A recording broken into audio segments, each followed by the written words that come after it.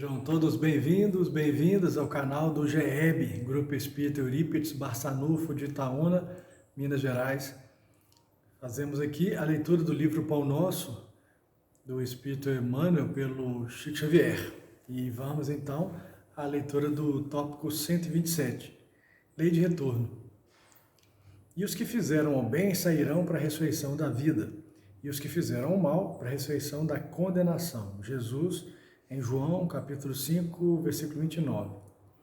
Em raras passagens do Evangelho, a lei reencarnacionista permanece tão clara quanto aqui, em que o ensino do Mestre se reporta à ressurreição da condenação.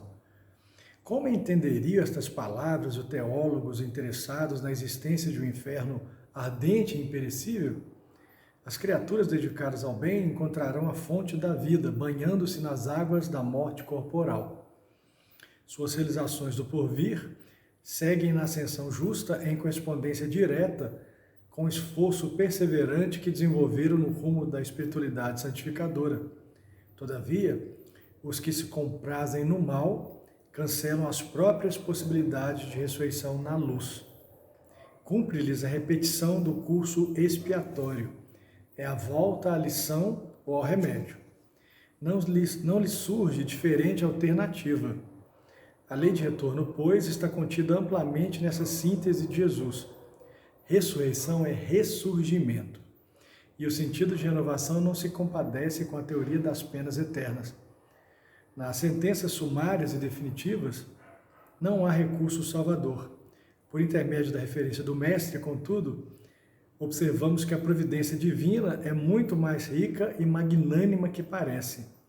Haverá ressurreição para todos, apenas com a diferença de que os bons tê-la-ão em vida nova e os maus em nova condenação, decorrente da criação reprovável deles mesmos. Vamos então a mais uma leitura desse edificante livro Pão Nosso, pelo Espírito Emmanuel. E os que fizeram aqui, existe uma menção a João, ao Evangelho de João, e os que fizeram o bem sairão para a ressurreição da vida, e os que fizeram o mal para a ressurreição da condenação.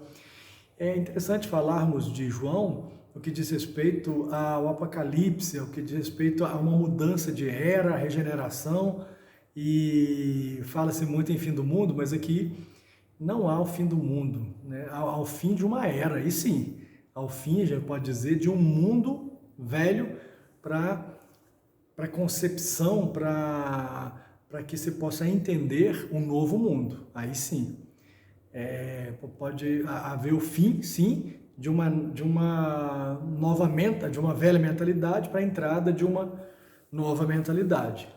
E a regeneração diz muito sobre isso. E a lei de retorno ela é implacável, ou chamada também de causa e efeito, lei de ação e reação. Tudo aquilo que eu faço, eu vou ter retorno dessa mesma ação. Eu vou ter retorno das minhas atitudes em igual intensidade.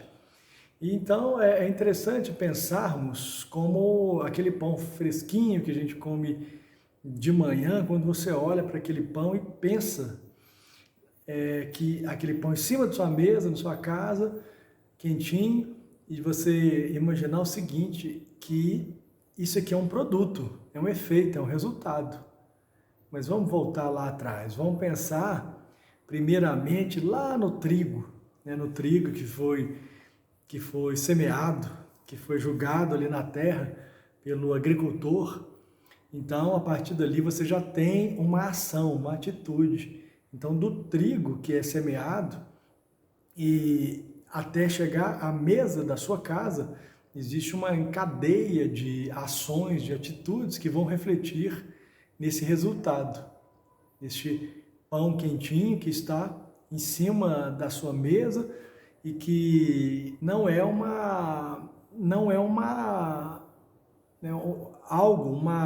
simples reflexão corriqueira, não. Ali tem uma complexidade em cadeia que envolve aquele pão, né? E nós estamos falando daquele produto ali, né? Mas a gente pode pensar também que se você foi lá na padaria e teve condições de comprá-lo, né, vamos pensar então, aquele pão que veio lá do trigo, sendo semeado pelo agricultor, e a partir dali nós vamos ter outros trabalhadores que vão conseguir extrair dali, né, um produto, uma matéria-prima, para que chegue depois de longo tempo, de passar pelas estradas, passar pelo caminhoneiro e chegar, né, vamos cortar uma série de cadeias aí, de etapas para poder chegar até a padaria. Ali você tem o padeiro que acorda de madrugada para poder fazer o pão, e que aquele mesmo padeiro que deixa ali os seus filhos em casa para poder trabalhar e amassar o pão para que o pão chegue até a sua casa. E agora também imaginar que você, até chegar a comprar o pão, você também teve que trabalhar para poder adquirir, né, aquele produto. Então, nada é tão simples assim. Todo produto tem uma causa anterior. É a lei da causalidade também. E aqui no texto de Emmanuel, em raras passagens do Evangelho, ele fala da lei da reencarnação, que para o hebraico, ressurreição e reencarnação era a mesma coisa. Mas é bom pensarmos que o Cristo ressuscitou. O Cristo, ele desencarnou e voltou no mesmo corpo. Mas o Cristo tem essa possibilidade, esse poder, porque afinal de contas, ele é o nosso mestre, o nosso modelo, o nosso guia, que veio para redimir os nossos pecados. E nós estamos falando do Filho de Deus, mas a reencarnação, essa sim, é também uma lei de retorno. Nós temos essa possibilidade de voltarmos aqui para que possamos colher, né, as nossas ações. Isso eu estou falando da reencarnação, mas é interessante não perdermos de vista que a lei do retorno ela vale também para essa vida. Claro, tudo aquilo que eu fiz no passado reflete hoje nas minhas ações aqui no presente e vão refletir pelo futuro também. Como entender? Ele lança uma pergunta: como entenderia estas palavras os teólogos interessados na existência de um inferno ardente e imperecível? Um ponto muito interessante, que se existe a lei do retorno, se existe a possibilidade de você colher aquilo que você plantou. Se você plantou o bem, você vai colher o bem. Se você plantou o mal, você vai colher o mal. E isso é implacável, a lei de causa e efeito. Mas aí ele fala, e essa coisa cíclica do mal que sempre se combate com o mal também, olho por olho, dente por dente, que aquelas ações praticadas sempre no mal, elas vão culminar, elas vão terminar com um inferno eterno? Bom, basta recorrermos à Bíblia para entendermos que não.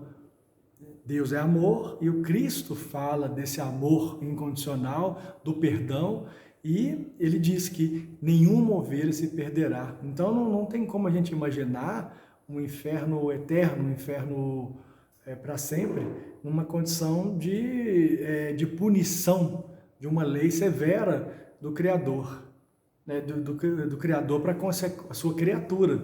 Então seria inconcebível. E aqui ele fala, as criaturas dedicadas ao bem encontrarão a fonte da vida, encontrarão o bem. E as criaturas que agem no mal vão encontrar também o retorno. Mas por quê? É uma lei da punição? É uma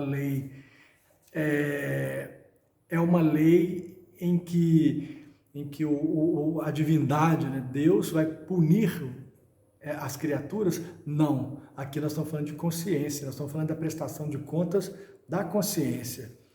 É a volta à lição ou ao remédio, para que nós possamos aprender com isso. E o remédio muitas vezes é amargo, mas ele também cura, ele também edifica. E a lei de retorno, pois, está contida amplamente na síntese de Jesus. Ressurreição e ressurgimento. E o sentido de renovação não se compadece com a teoria de penas eternas. Lembrando mais uma vez que o Cristo nos disse, nenhuma ovelha se perderá. E terminando, Nas sentenças sumárias e definitivas não há recurso salvador. Por intermédio da referência do nosso Mestre Jesus, contudo, observamos que a providência divina é muito mais rica e magnânima que parece. Haverá ressurreição para todos, haverá ressurreição para todos, indistintamente. Apenas com a diferença de que os bons terão em vida nova e os maus em nova condenação, decorrente da criação reprovável deles mesmos, das suas mentes, das suas consciências, e não de um castigo divino, um castigo de um Deus que é só amor. Então, basta pensar o seguinte: nós sempre teremos o perdão e nós sempre evoluímos. Nós nunca retrocedemos nas nossas reencarnações. Mas vamos pensar uma coisa: por que não, por aqui mesmo, aproveitando essa vida, aproveitando essa grande oportunidade que nos foi dada, por que não pensarmos em praticar só o bem e vamos tentar resolver logo essas pendências, essas arestas, as nossas arestas, para que nós possamos ser recompensados também com o bem. Não adianta eu cruzar os braços e falar, não, já que eu vou ter a salvação, eu vou simplesmente ficar inerte.